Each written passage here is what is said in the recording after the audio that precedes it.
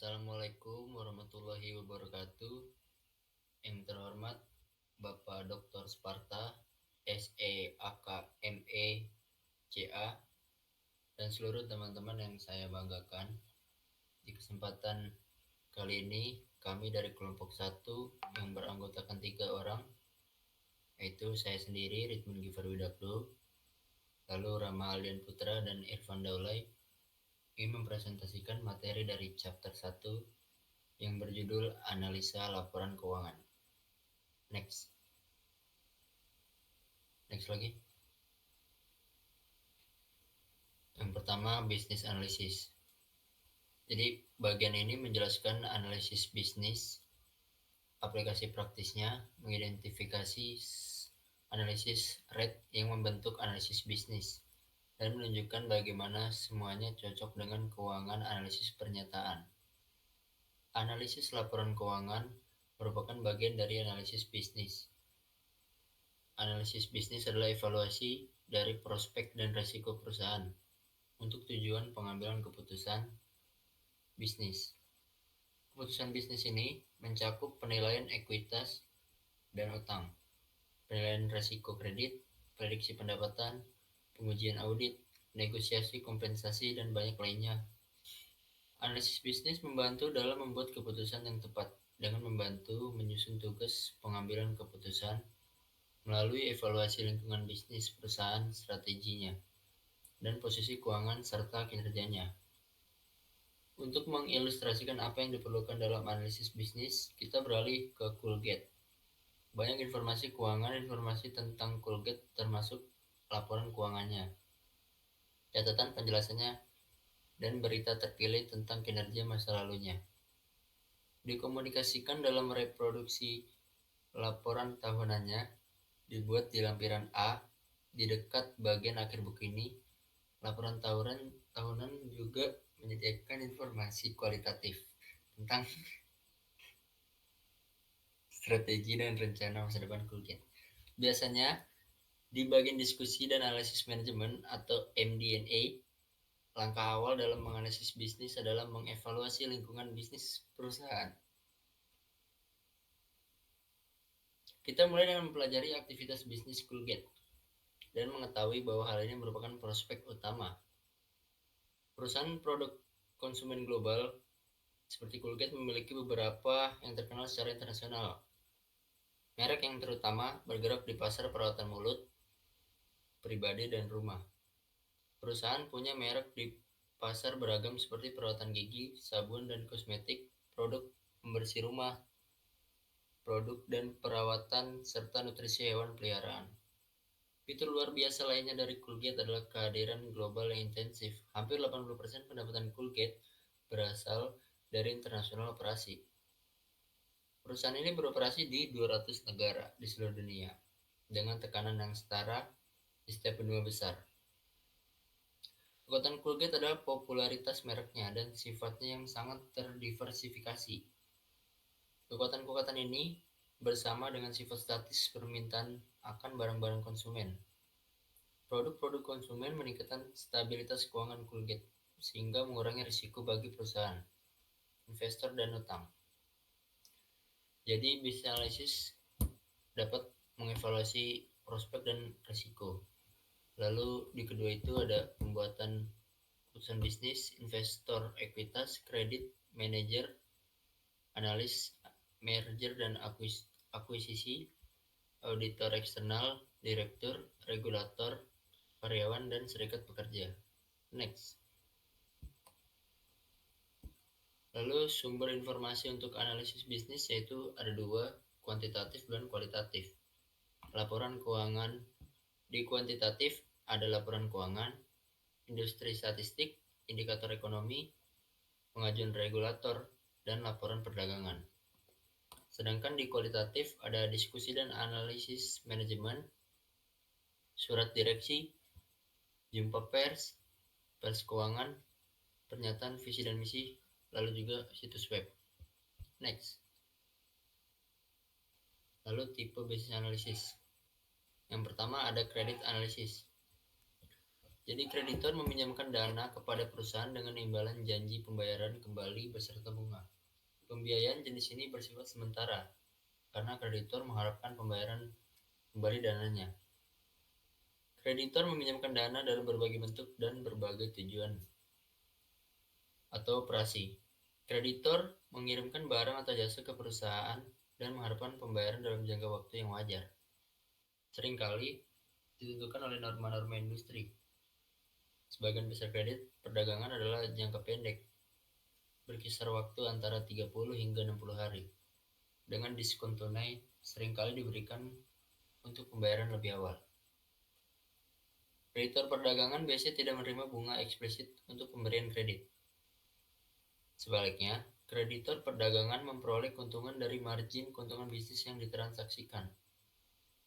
Kreditor non-dagang atau debt holders memberikan pembiayaan kepada perusahaan dengan imbalan atau janji, biasanya secara tertulis, pembayaran kembali dengan bunga eksplisit atau implisit secara spesifik tanggal yang akan datang. Jenis pembiayaan ini dapat bersifat jangka pendek atau panjang dan muncul dalam berbagai cara. Di jenis transaksi dalam pembayaran kredit murni, elemen penting adalah sifat manfaat yang tetap bagi kreditor. Artinya jika suatu perusahaan makmur, keuntungan kreditur terbatas pada utang yang dimilikinya. Tingkat bunga, saluran atau margin keuntungan atas barang atau jasa yang diserahkan. Namun, kreditor menanggung risiko gagal bayar. Ini berarti bunga dan pokok kreditor terancam. Ketika peminjam menghadapi kesulitan keuangan, hubungan asimetris dari risiko dan keuntungan kreditur mempunyai dampak yang besar terhadap sudut pandang kreditur, termasuk cara dan tujuan analisis kredit.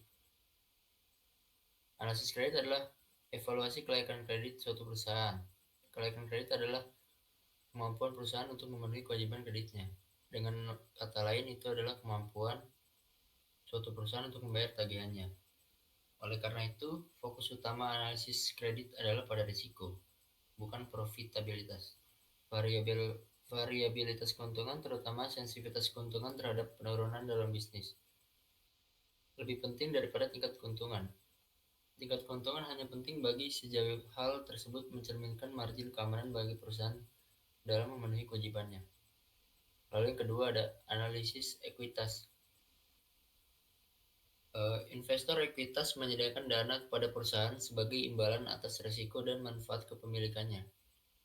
Investor ekuitas adalah penyedia utama pembiayaan perusahaan.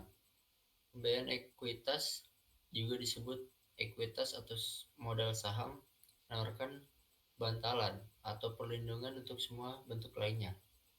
Pembiayaan yang senior padanya.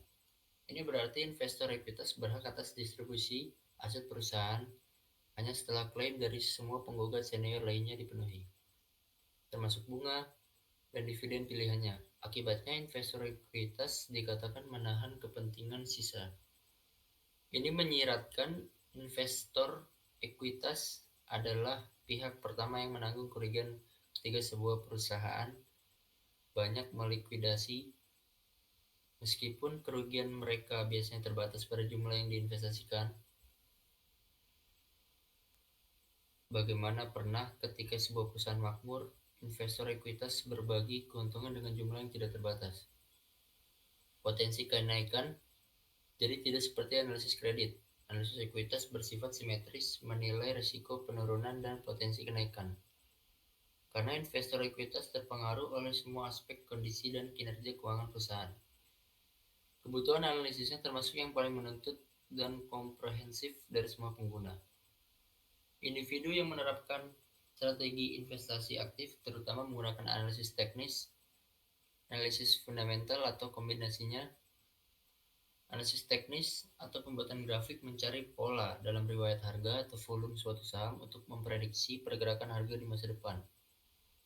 Analisis fundamental yang lebih diterima dan diterapkan secara luas adalah proses menentukan value atau nilai suatu perusahaan dengan menganalisis dan menafsirkan faktor-faktor kunci perekonomian, industri, dan perusahaan.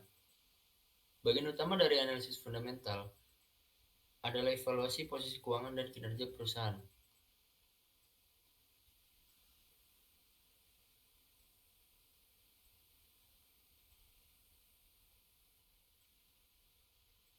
Tujuan utama dari analisis fundamental adalah untuk menentukan nilai intrinsik yang disebut juga nilai mendasar. Nilai intrinsik adalah nilai suatu perusahaan atau sahamnya yang ditentukan melalui analisis fundamental tanpa mengacu pada nilai pasarnya atau harga saham. Meskipun nilai pasar suatu perusahaan dapat menyamai atau mendekati nilai intrinsiknya, namun hal ini tidak terjadi. Strategi investor dengan analisis fundamental sangatlah mudah. Beli ketika nilai intrinsik suatu saham melebihi nilai pasarnya, jual ketika nilai pasar suatu saham melebihi nilai intrinsiknya. Dan ditahan jika nilai intrinsik suatu saham mendekati nilai intrinsik nilai pasar. Untuk menentukan nilai intrinsik, seorang analis harus memperkirakan pendapatan atau uang tunai perusahaan, mengalir dan menentukan risikonya. Hal ini dicapai melalui analisis yang komprehensif dan mendalam. Prospek bisnis suatu perusahaan dan laporan keuangan. Dulunya perusahaan, profitabilitas dan risiko masa depan diperkirakan. Analisis menggunakan model penilaian untuk mengkonversi perkiraan ini menjadi ukuran nilai intrinsik. Nilai intrinsik digunakan dalam banyak konteks, termasuk investasi ekuitas dan pemegang saham, penawaran umum perdana, swasta, pendapatan ekuitas, merger dan akuisisi, dan pembelian penjualan perusahaan tanpa sekuritas yang diperdagangkan. Yang ketiga ada manajer. Analisis laporan keuangan dapat memberikan petunjuk kepada manajer perubahan strategis dalam aktivitas operasi, investasi dan pendanaan.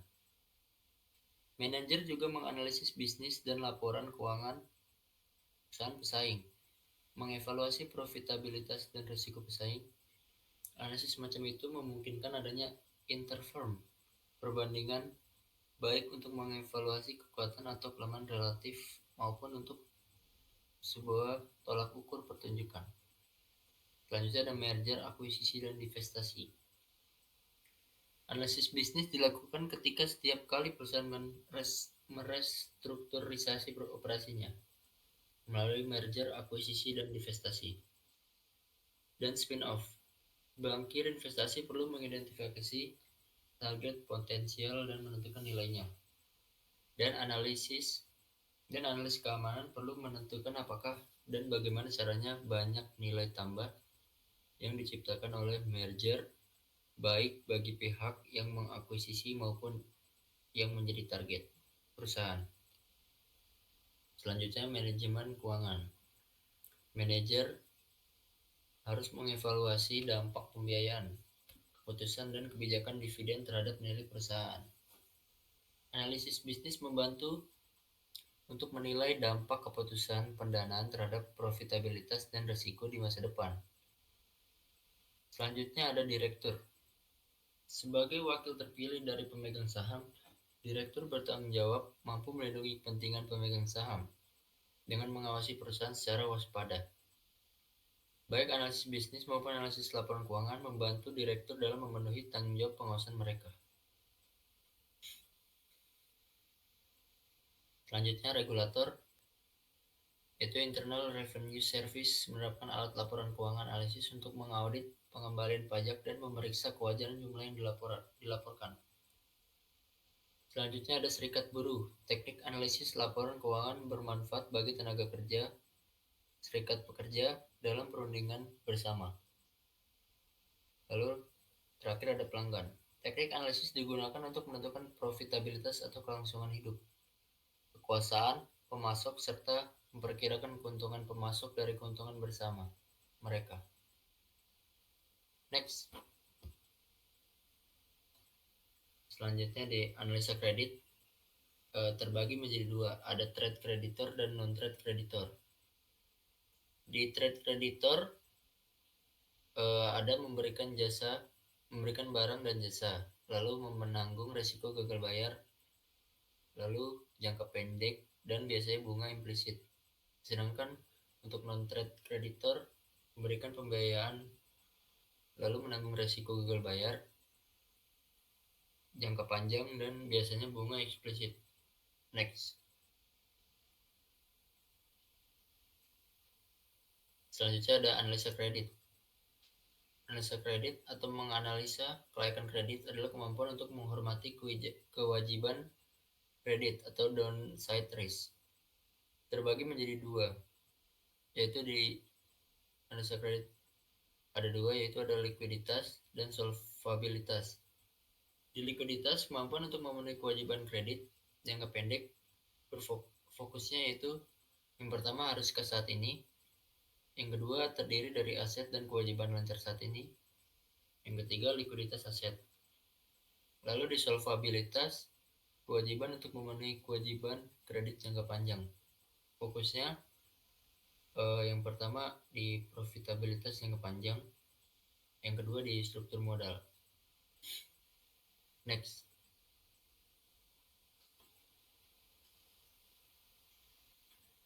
Selanjutnya ada analisa ekuitas, yaitu penilaian risiko penurunan dan potensi kenaikan. Terbagi menjadi dua, yaitu ada technical analysis dan fundamental analysis. Di technical analysis atau analisis teknis atau charting, pola riwayat harga dan atau volume saham, dan yang kedua memperkirakan pergerakan harga yang mendatang. Sedangkan untuk fundamental analysis menentukan nilai intrinsik tanpa mengacu kepada harga, yaitu dengan kunci penganalisa dan penafsiran ekonomi, industri, dan perusahaan. Next.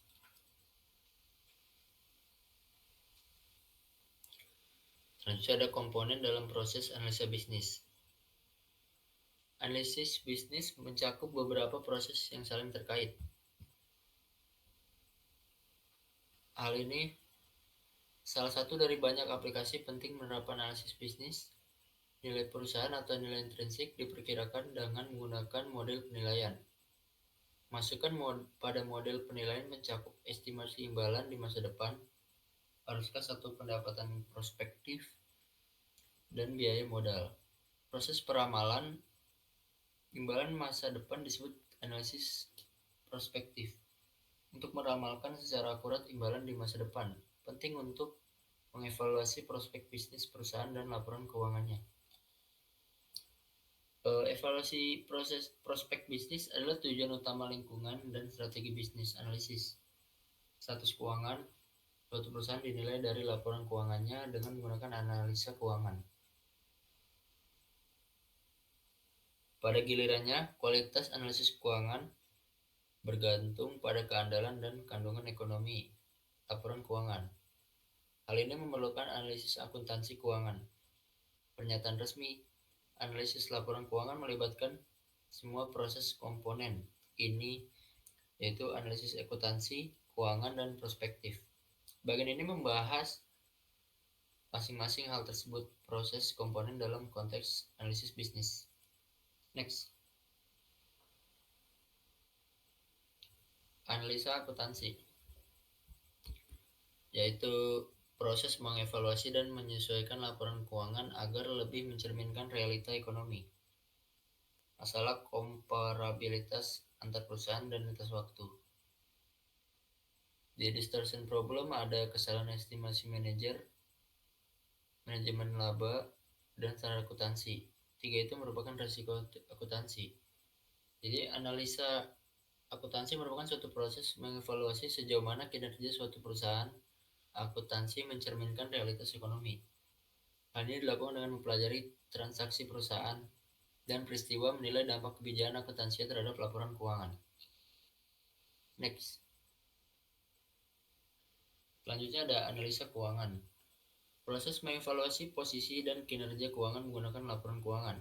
Ada tiga, yaitu analisa profitabilitas, analisa risiko, dan analisa arus kas. Di profitabilitas menggunakan evaluasi ROI atau return on investment. Di analisa risiko mengevaluasi keberesikoan dan kelayakan kredit. Di arus kas mengevaluasi sumber dan penggunaan dana.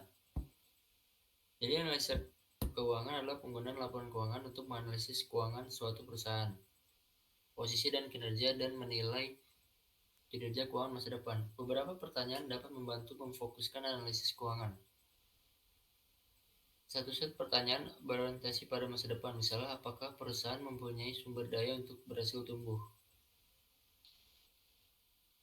Next, selanjutnya ada analisa prospektif, yaitu proses untuk memperkirakan imbalan di masa depan. Di analisa prospektif adalah perkiraan hasil masa depan, biasanya pendapatan, arus kas, atau keduanya. Analisis ini mengacu pada analisis akuntansi, analisis keuangan, dan bisnis analisis, lingkungan, dan strategi. Keluaran dari analisis prospektif berupa himpunan ketidakseimbangan yang diharapkan di masa depan, yang digunakan untuk mencerminkan nilai perusahaan. Dengan analisa prospektif, nantinya akan untuk menilai intrinsik dari perusahaan. Nilai intrinsik atau penilaian adalah tujuan utama dari banyak jenis analisis bisnis. Penilaian mengacu pada proses mengubah perkiraan hasil di masa depan menjadi perkiraan nilai perusahaan. Next. Ini contoh dari dinamika aktivitas bisnis. Next lagi. Selanjutnya ada aktivitas bisnis. Kegiatan perencanaan dan tujuan sasaran. Ada kompetisi, penetapan harga, permintaan pasar, taktik, distribusi, promosi, kinerja manajerial, proyeksi, peluang, dan rintangan. Untuk materi selanjutnya akan dibacakan oleh Rama.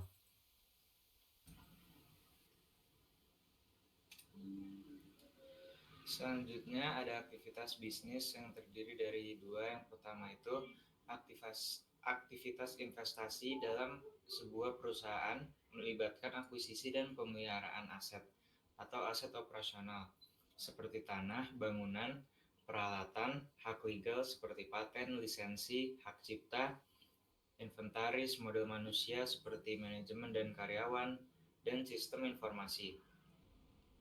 Aset-aset ini penting untuk menjalankan operasi inti bisnis perusahaan, menyediakan produk dan layanan, serta memanfaatkan kas berlebih secara efektif. Keputusan investasi melibatkan beberapa faktor seperti jenis investasi yang diperlukan, termasuk intensitas teknologi dan tenaga kerja, jumlah yang dibutuhkan, timing akuisisi, lokasi aset, dan perjanjian kontrak seperti pembelian, sewa, dan leasing.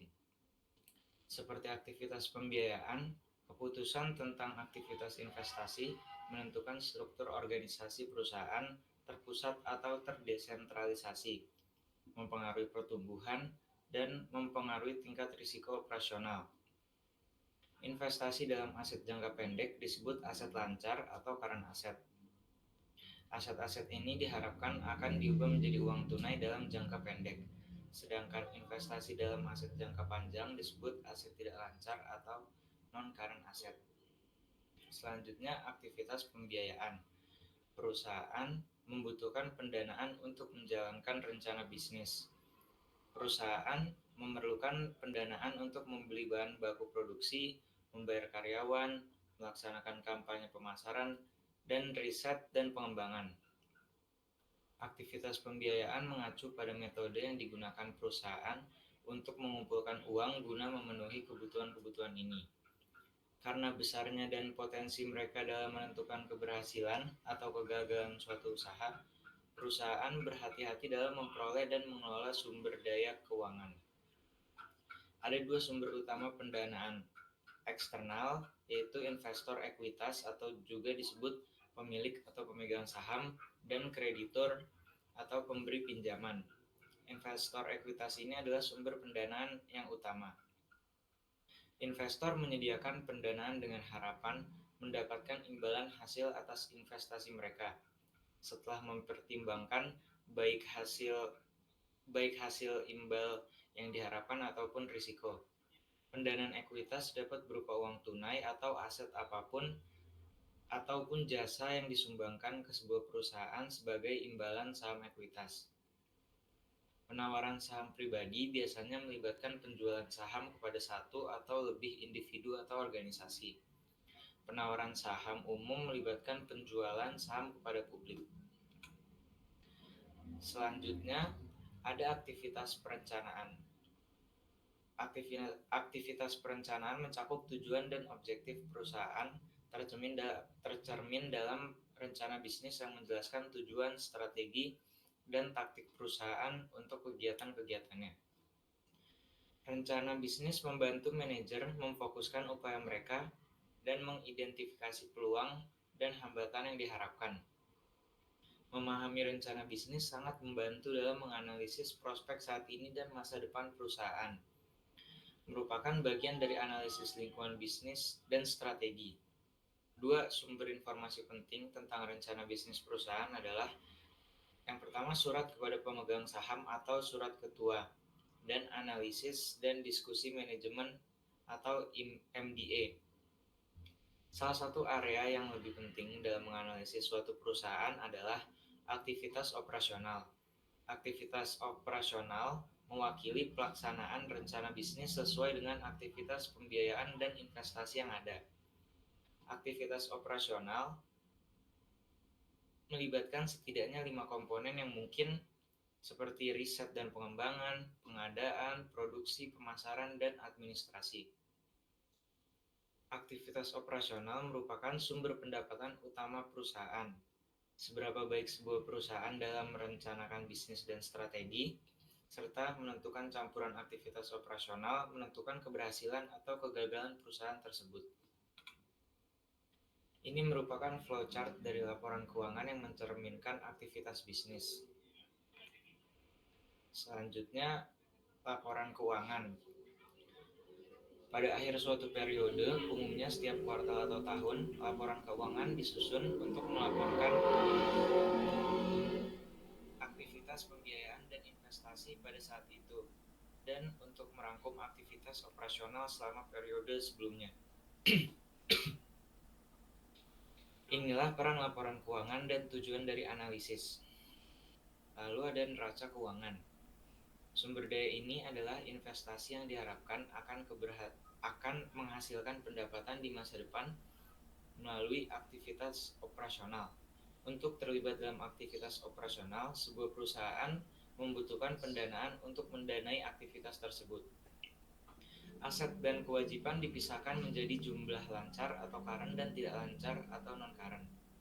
Aset lancar diperkirakan akan diubah menjadi uang tunai atau digunakan dalam operasi dalam 1 tahun atau siklus operasionalnya. Mana yang lebih lama? Kewajiban lancar adalah kewajiban yang diperkirakan perusahaan akan selesaikan dalam 1 tahun atau siklus operasional. Perbedaan antara aset lancar dan kewajiban lancar disebut modal kerja. Selanjutnya, income statement atau laporan laba rugi. Laporan laba rugi mencerminkan kinerja keuangan perusahaan dalam periode tertentu. Laba bersih adalah angka utama mewakili jumlah yang diperoleh perusahaan. Laporan ini rinci mengenai pendapatan, pengeluaran, keuntungan, dan kerugian. Laba komprehensif mencakup perubahan bersih dalam ekuitas pemegang saham sebelum distribusi atau kontribusi pemilik. Laporan ini juga mencakup pengukuran interim seperti laba dari operasi berlanjut dan laba kotor atau selisih antara penjualan dan harga pokok penjualan. Selanjutnya, Statement of Changes in Shareholders Equity atau laporan ekuitas pemegang saham. Laporan perubahan ekuitas pemegang saham adalah laporan keuangan yang merangkum perubahan ekuitas suatu perusahaan selama periode pelaporan tertentu, biasanya setahun. Laporan ini memperlihatkan bagaimana ekuitas perusahaan atau kepemilikan saham telah berkembang selama periode tersebut. Laporan ini memberikan transparansi tentang bagaimana ekuitas perusahaan berubah seiring dengan waktu dan membantu pemangku kepentingan memahami faktor-faktor yang berkontribusi pada perubahan tersebut. Hal ini sangat penting bagi investor, analis, dan manajemen dalam menilai kesehatan keuangan perusahaan, kemampuan menghasilkan keuntungan, dan penggunaan modal secara strategis. Selanjutnya ada Statement of Cash Flow. Laporan arus kas adalah laporan keuangan yang memberikan ringkasan tentang bagaimana arus kas masuk dan keluar dari suatu bisnis selama periode tertentu. Biasanya per kuartal atau tahunan. Laporan ini dibagi menjadi 3 bagian utama untuk mengkategorikan sumber dan penggunaan arus kas. Mencakup aktivitas operasional, aktivitas investasi, dan aktivitas pembiayaan. Laporan ini memberikan wawasan tentang kemampuan perusahaan untuk menghasilkan dan mengelola arus kas dalam memenuhi kewajiban berinvestasi dalam pertumbuhan dan mendistribusikan keuntungan kepada pemegang saham.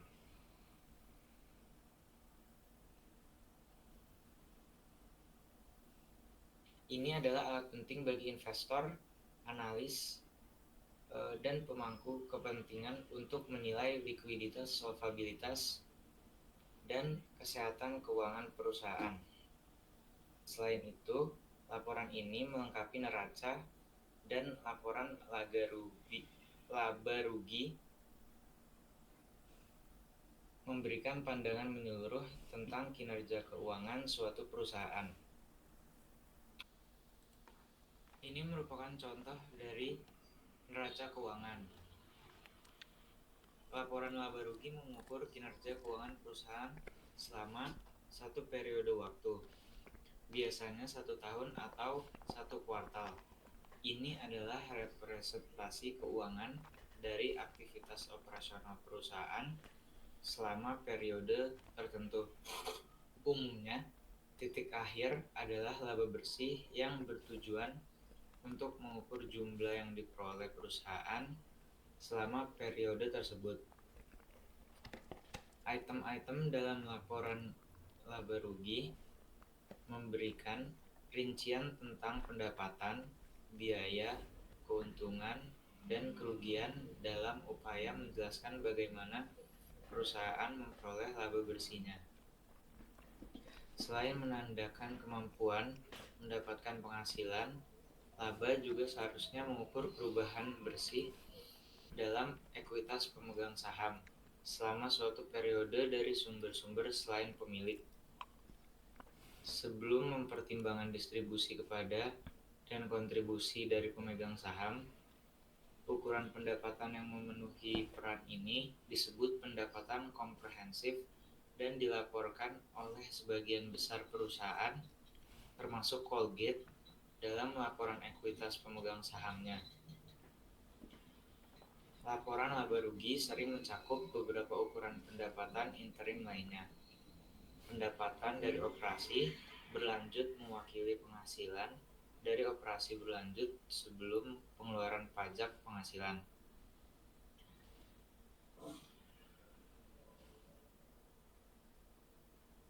Laba operasional tidak memiliki definisi yang tetap, tetapi mengacu pada selisih antara pendapatan penjualan dan semua biaya operasional.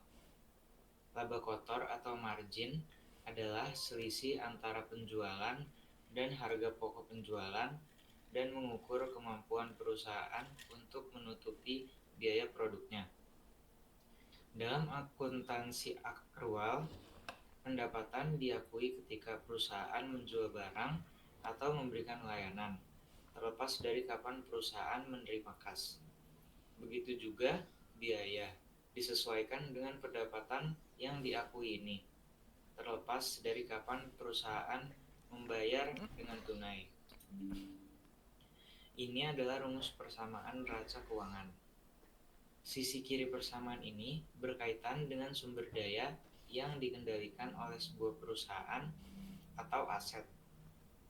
Sumber daya ini adalah investasi yang diharapkan akan menghasilkan pendapatan di masa depan melalui kegiatan operasional. Untuk terlibat dalam kegiatan operasional, perusahaan membutuhkan pendanaan untuk mendukungnya. Sisi kanan persamaan ini mengidentifikasi sumber-sumber pendanaan. Liabilitas adalah pendanaan dari kreditor dan mewakili kewajiban perusahaan atau sebagai alternatif klaim kreditor atas aset. Ekuitas atau pemegang saham adalah total dari pertama, pendanaan yang diinvestasikan atau diberikan oleh pemilik atau modal yang diberikan. Yang kedua, penghasilan yang terakumulasi melebihi distribusi kepada pemilik atau laba ditahan sejak pendirian perusahaan. Dari sudut pandang pemilik atau pemegang saham, ekuitas mewakili klaim mereka atas aset perusahaannya. Cara yang sedikit berbeda untuk menjelaskan persamaan akuntansi ini adalah dalam hal sumber dan penggunaan dana, yaitu sisi kanan yang mewakili sumber dana baik dari kreditor atau pemegang saham atau yang dihasilkan secara internal, dan sisi kiri mewakili penggunaan dana. Ini merupakan contoh dari laporan laba rugi. Laporan laba rugi mengukur kinerja keuangan perusahaan selama suatu periode waktu, biasanya setahun atau satu kuartal. Ini adalah representasi keuangan dari aktivitas operasional perusahaan selama periode tersebut. Biasanya, hasil akhirnya adalah laba bersih yang bertujuan untuk mengukur jumlah yang diperoleh perusahaan selama periode tertentu. Item-item dalam laporan ini memberikan rincian tentang pendapatan, biaya, keuntungan, dan kerugian dalam upaya menjelaskan bagaimana perusahaan memperoleh laba bersihnya. Selain menandakan kemampuan mendapatkan penghasilan, laba juga seharusnya mengukur perubahan bersih dalam ekuitas pemegang saham selama satu periode dari sumber-sumber selain pemilik, yaitu sebelum mempertimbangkan distribusi kepada dan kontribusi dari pemegang saham. Pengukuran pendapatan yang memenuhi peran ini disebut pendapatan komprehensif dan dilaporkan oleh sebagian besar perusahaan dalam laporan ekuitas pemegang sahamnya. Laporan laba rugi sering mencakup beberapa ukuran pendapatan interim lainnya. Pendapatan dari operasional berlanjut mewakili penghasilan operasi berlanjut sebelum penyediaan pajak penghasilan. Laba operasi tidak memiliki definisi tetap, tetapi mengacu pada selisih antara pendapatan penjualan dan semua biaya operasional. Laba kotor atau margin kotor adalah selisih antara penjualan dan HPP dan mengukur kemampuan perusahaan untuk menutupi biaya produknya. Income statement memiliki rumus persamaan sebagai berikut. Ini adalah contoh laporan perubahan ekuitas pemegang saham. Laporan ini sering disebut laporan perubahan ekuitas, mencakup laporan laba ditahan, pendapatan komprehensif, dan perubahan dalam rekening modal. Pada bagian ini kami akan menggunakan judul laporan perubahan ekuitas pemegang saham. Laporan ini berguna untuk mengidentifikasi alasan perubahan klaim pemegang saham terhadap aset perusahaan. Laporan perubahan ekuitas pemegang saham Colgate untuk tahun terakhir ditampilkan pada gambar 1.7. Selama periode ini, perubahan ekuitas pemegang saham terutama disebabkan oleh penerbitan saham, pembelian kembali saham, dan reinvestasi laba. Colgate mendetailkan perusahaan ini dalam 5 kolom: saham biasa, modal disetor tambahan, saham treasury, laba ditahan, dan pendapatan komprehensif kumulatif atau kerugian. Saham biasa dan modal disetor tambahan bersama-sama mewakili modal yang disumbangkan dan sering disebut sebagai modal saham, atau banyak analis juga mengimbangi saham treasury dalam perhitungan modal saham.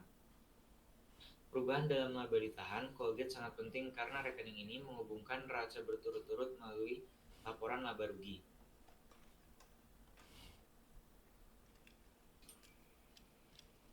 Laporan arus kas terdiri dari net cash flow from operating activities. Selanjutnya ada dari aktivitas investasi dan dari aktivitas pembiayaan. Ini merupakan contoh laporan arus kas. Pendapatan biasanya tidak sama dengan aliran kas bersih kecuali selama masa hidup suatu perusahaan. Karena akuntansi akrual menghasilkan angka yang berbeda dari akuntansi arus kas. Dan kita tahu bahwa arus kas penting dalam keputusan bisnis, maka diperlukan pelaporan mengenai arus kas masuk dan keluar. Laporan arus kas Colgate direproduksi dalam foto 1.8. Pada tahun 2011, saldo kas Colgate meningkat sebesar 388 juta dolar. Perubahan bersih dalam saldo kas ini dijelaskan melalui aktivitas operasional Colgate yang menyediakan 2.896 miliar dolar dan aktivitas investasi serta pendanaan menggunakan masing-masing 1.213 miliar dan 1.242 miliar.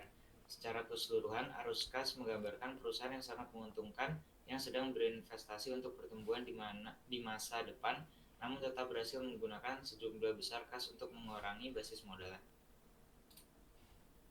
Analisis komparatif sering digunakan untuk membandingkan kinerja keuangan dari periode ke periode atau antara beberapa perusahaan, bertujuan untuk mengevaluasi berturut-turut laporan keuangan. Hasilnya ada arah, kecepatan, dan luasnya tren apapun, dan memiliki dua tipe. Yang pertama analisis perubahan tahun ke tahun, dan yang kedua analisis tren angka indeks.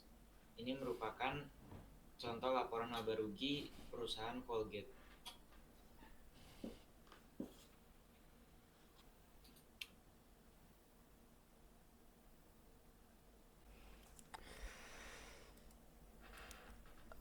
Selanjutnya adalah analisis ukuran umum. Analisis laporan keuangan dapat memperoleh manfaat dengan mengetahui beberapa proporsi suatu kelompok atau subkelompok yang terdiri dari akun tertentu. Secara khusus dalam menganalisis neraca, total aset atau liabilitas ditambah ekuitas biasanya dinyatakan sebagai 100%. Kemudian akun-akun dalam pengelompokan ini dinyatakan sebagai persentase dari totalnya masing-masing. Dalam menganalisis laporan laba rugi, penjualan seringkali ditetapkan sebesar 100%. Dengan sisa akun laporan laba rugi dinyatakan sebagai persentase penjualan. Karena jumlah akun individu dalam kelompok adalah 100%, analisis ini dikatakan menghasilkan laporan keuangan berukuran umum. Prosedur ini juga disebut analisis vertikal, mengingat evaluasi akun-akun dari atas ke bawah atau dari bawah ke atas. Dalam laporan ukuran umum, analisis laporan keuangan ukuran umum berguna dalam memahami susunan internal laporan keuangan, misalnya dalam menganalisa neraca. Analisis ukuran umum menganalisis neraca. Analisis ukuran umum menekankan dua faktor. Satu, sumber pembiayaan meliputi penyaluran pembiayaan pada kewajiban lancar. Dua, komposisi aset termasuk jumlah masing-masing aset lancar. Berikut analisis ukuran umum. Purpose atau tujuan, evaluasi riasan internal laporan keuangan, evaluasi laporan keuangan akun di seluruh perusahaan. Output, ukuran aset, kewajiban, ekuitas, pendapatan, dan beban yang proporsional. Next. Gambar ini merupakan Colgate's Income Statement account. Meneliti laba kotor Colgate. Hal itu menunjukkan Colgate memperoleh 57,3 sen setelah harga pokok penjualan pada tahun 2011. Berbeda dengan 58,9 sen pada tahun 2006, penurunan sebesar 1,8 sen per dolar penjualan. Penurunan margin laba kotor ini mencerminkan lingkungan persaingan sulit yang dihadapi Colgate dalam industri produk konsumen. Apa yang menyebabkan peningkatan profit margin meskipun gross profit margin menurun? Pertama, selling, general, dan administrative expense telah turun presentasi penjualan dari 35,2% menjadi 34,4 sen per dolar penjualan selama periode 2006 hingga 2011. Kedua, biaya lain-lain turun dari 5,5 sen per dolar penjualan pada tahun 2006 menjadi 0,1 sen pada tahun 2011.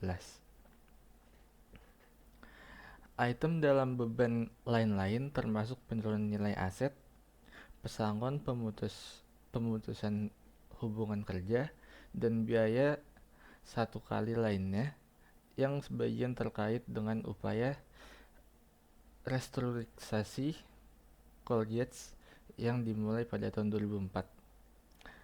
Karena biaya Colgate dari upaya restrukturisasi tahun 2004 telah menurun, jumlah lainnya juga telah berkurang. Biaya yang diakui oleh Colgate juga mengalami penurunan. Bersama-sama, upaya penghematan biaya ini menjelaskan peningkatan laba bersih, sedikit penurunan margin laba kotor Colgate selama periode tersebut. Next. Analisis ukuran umum neraca Colgate ada pada gambar berikut ini. Gambar 1.13. Karena Colgate adalah perusahaan manufaktur, PP&E menyumbang 29% dari total asetnya. Porsi PP&E tetap stabil di kisaran 30% dari total aset sejak 2006. Aset tak berwujud dan goodwill menyumbang 31,4% dari asetnya, yang menunjukkan adanya akuisisi signifikan di masa lalu. Sebagai perbandingan, 34,6% aset Colgate adalah aset lancar, turun dari sedikit dari 36,1% pada tahun 2006. Sebagian besar penurunan ini berasal dari penurunan piutang sebagai komponen terbesar aset lancar. Piutang menurun sebagai presentasi dari total aset dari 16,7% pada tahun 2006 menjadi 13,2% pada tahun 2011. Peningkatan kepemilikan tunai oleh Colgate dari 5,4% pada tahun 2006 menjadi 6,9% pada 2011 sebagai mengimbangi penurunan piutang ini. Kewajiban lancar adalah 29,2% dari aset, lebih rendah dari aset lancarnya. Porsi utang jangka pendek mencapai 2,7 dari current liability. Model kerja operasional Colgate atau aset lancar operasional dikurangi kewajiban lancar operasional adalah 8% dari asetnya, menunjukkan bahwa Colgate tidak menginvestasikan banyak uang dalam model kerjanya. Bagian terbesar pendanaan Colgate adalah utang. Total liabilitas mencakup 80% aset, dan lebih dari 37% diantara merupakan utang jangka panjang, termasuk bagian lancar. Ekuitas pemegang saham Colgate memberikan hasil yang menarik. Hanya 16,3% aset Colgate yang dibiayai oleh modal saham. Laba ditahan setelah dikurangi akumulasi laba komprehensif adalah 103,5% aset, dan 100,7% asetnya adalah saham treasury, yang menunjukkan pembelian kembali saham secara signifikan karena aktivitas pembelian kembali saham yang signifikan. Porsi pendanaan ekuitas bersih Colgate hanya sebesar 20% dari aset. Untuk kebanyakan perusahaan, sebagian kecil dari pembiayaan ekuitas mungkin memprihatinkan. Namun dalam kasus Colgate mencerminkan pembayarannya yang murah hati kepada pemegang saham. Next. Berikutnya analisis rasio. Tujuannya evaluasi hubungan antara dua atau lebih barang yang penting secara ekonomi.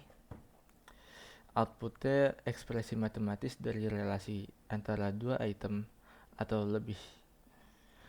Ketiga, ada caution, analisis akuntansi sebelumnya itu penting. Interpretasi adalah kuncinya.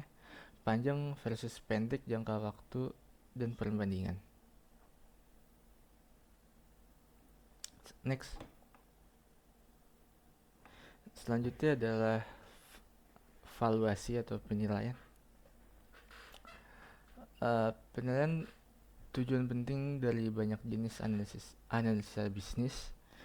Tujuannya perkirakan nilai intrinsik suatu perusahaan atau saham. Kedua, basis teori nilai sekarang atau nilai waktu dari uang. Next. Selanjutnya ada penilaian hutang obligasi.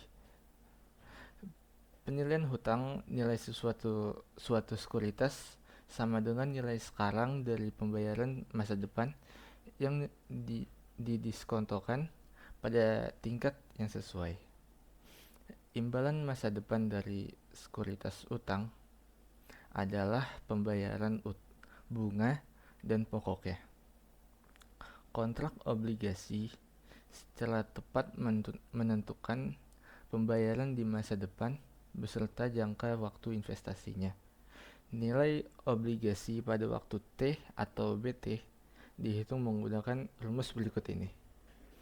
BT adalah nilai obligasi pada waktu T.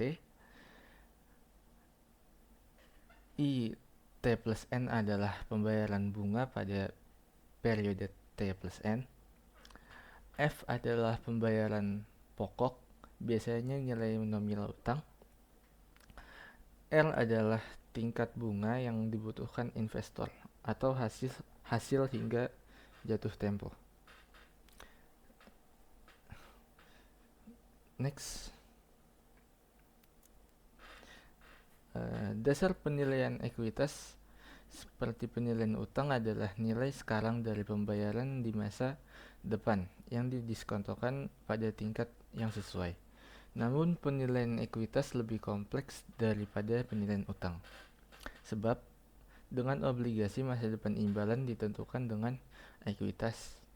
Investor tidak memiliki klaim atas hasil yang telah ditentukan sebelumnya.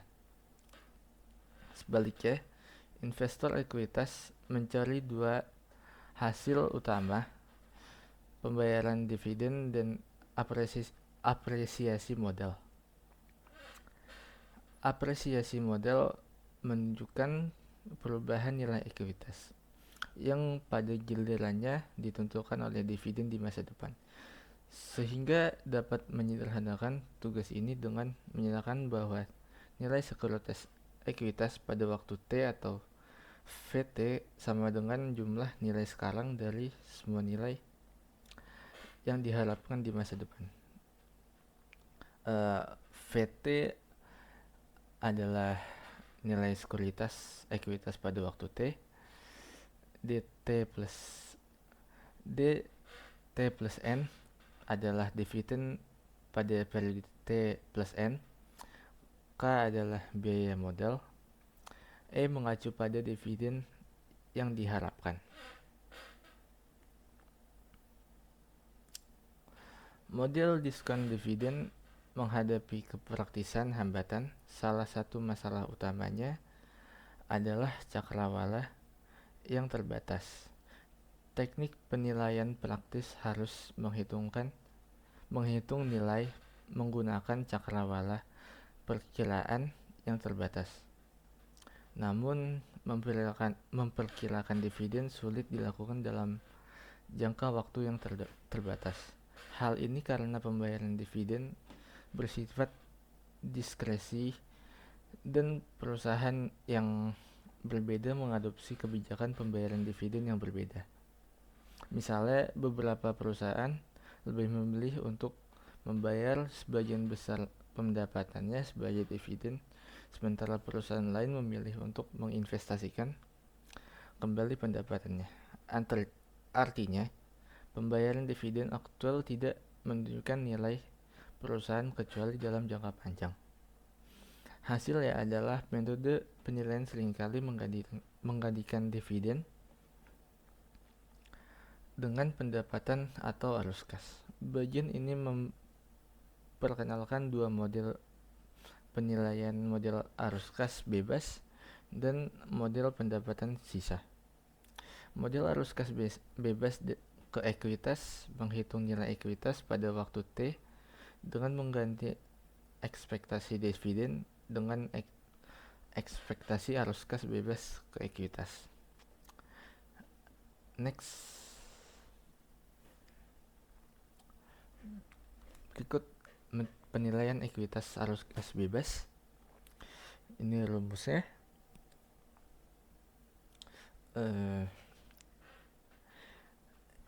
FCF T plus N adalah arus kas bebas pada periode T plus N, atau sering didefinisikan sebagai arus kas dari operasi yang dikurangi belanja modal.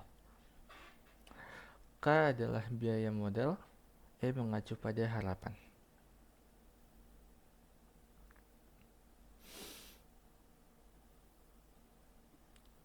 Next.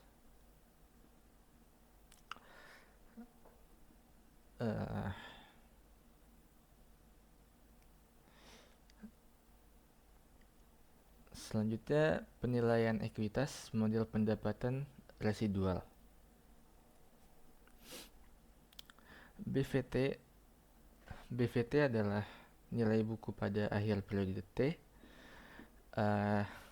RIT plus N adalah sisa pendapatan pada periode T plus N.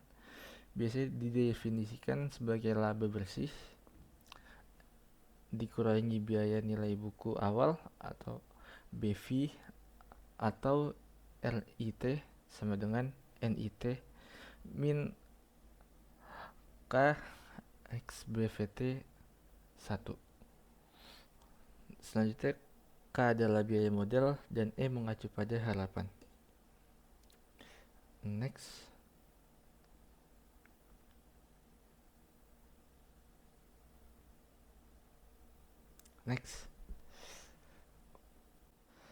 Selanjutnya ada analisa dalam pasar efisien.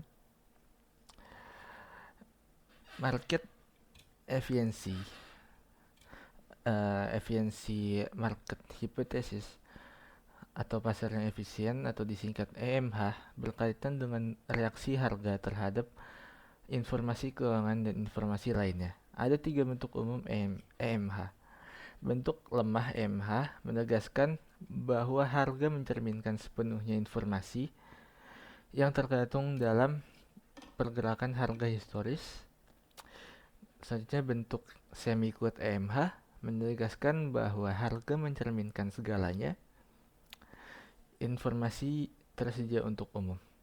Bentuk kuat EMH menegaskan bahwa harga mencerminkan seluruh informasi termasuk informasi orang dalam. Yang ada banyak penelitian tentang EMH. Lebih awal, bukti yang sangat kuat mendukung bentuk EMH lemah yang semi kuat yang efisiensinya pasar modal menjadi hipotesis yang diterima secara umum. Namun penelitian yang lebih baru mempertanyakan sifat umum EMH. Sejumlah anomali harga saham terungkap yang menunjukkan bahwa investor dapat memperoleh keuntungan berlebih dengan menggunakan strategi perdagangan sederhana. Namun demikian, sebagai perkiraan pertama, harga saham saat ini merupakan perkiraan nilai perusahaan yang masuk akal. Selanjutnya ada implikasi efisiensi untuk analisis.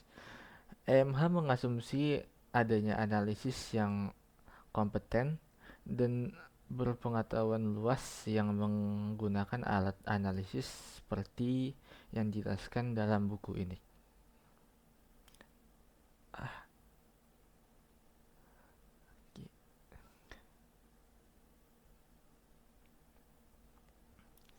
Eh,